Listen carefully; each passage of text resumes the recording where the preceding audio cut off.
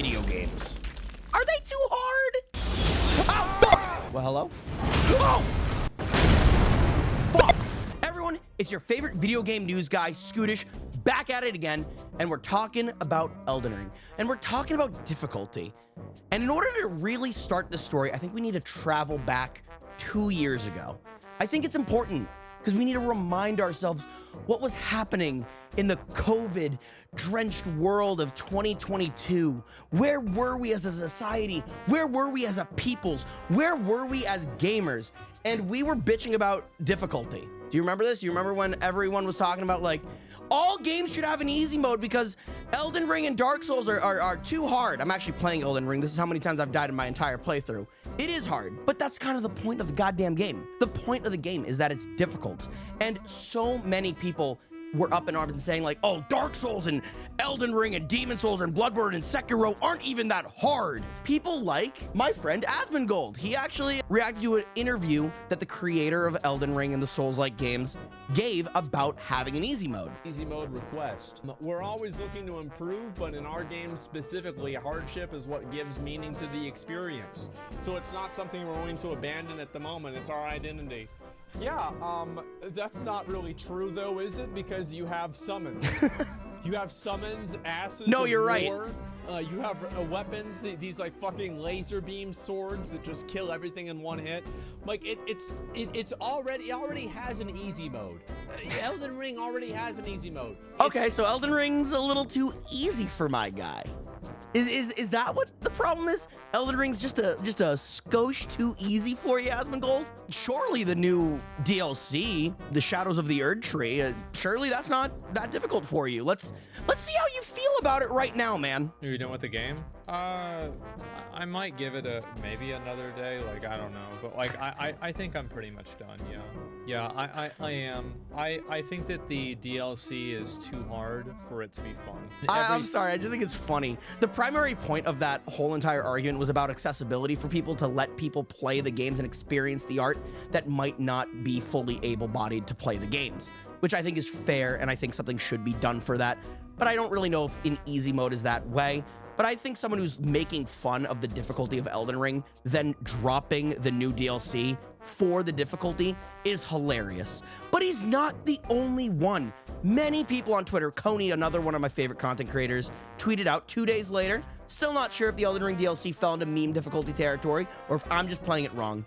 Most bosses 2 to 3 shots me and a 5-hit combo to dodge to get 1 hit in. Don't get me wrong, I'm not great at these games, but they've never felt so tedious. A lot of people aren't feeling great. Doug is also saying, this is how I feel. This is the least fun combat design of a Souls game by far. I'm just baffled that people are actually enjoying it. Meanwhile, I just finished Bloodborne and that game ripped ass the whole time. But I think these content creators are bringing to an interesting point. Many people are feeling mixed reviews about Shadows of Erdtree. Even on Steam, I thought it would be fun to just sit down and read some Steam reviews. Mixed reviews, which is crazy because I've seen the DLC and it's pretty great. Granted, a lot of the complaints are about performance issues, and yeah, that deserves mixed reviews for that. But a lot of it goes deeper into how the game is actually played.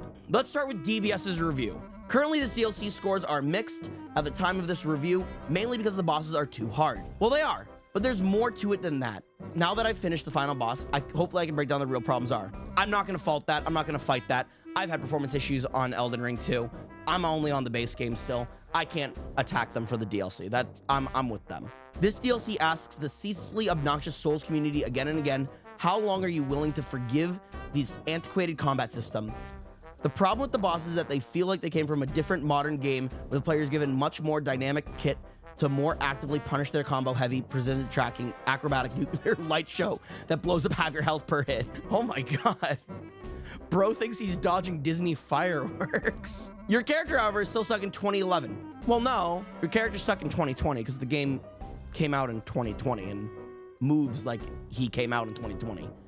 People that say this don't really remember the original Dark Souls games. I went and played Dark Souls 1 recently. That is clunky. You feel clunky. I feel pretty buttery smooth in Elden Ring. There are some issues of movement, but the issues are more on my own.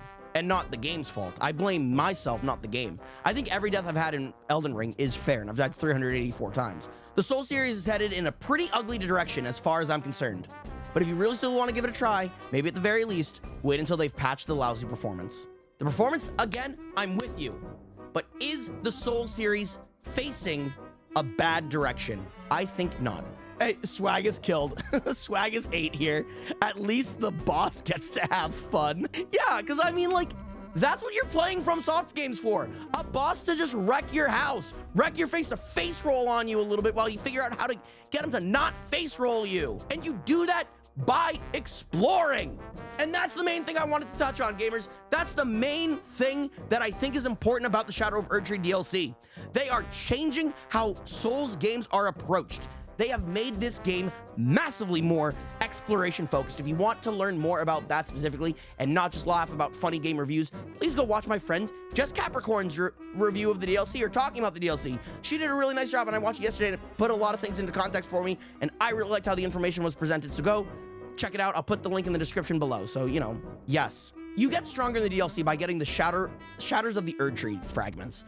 You get those by exploring the world. You don't get them by beating the bosses. Runes aren't the most important thing in the world anymore. It's getting those goddamn shards. So you have to go exploring. You have to go finding them.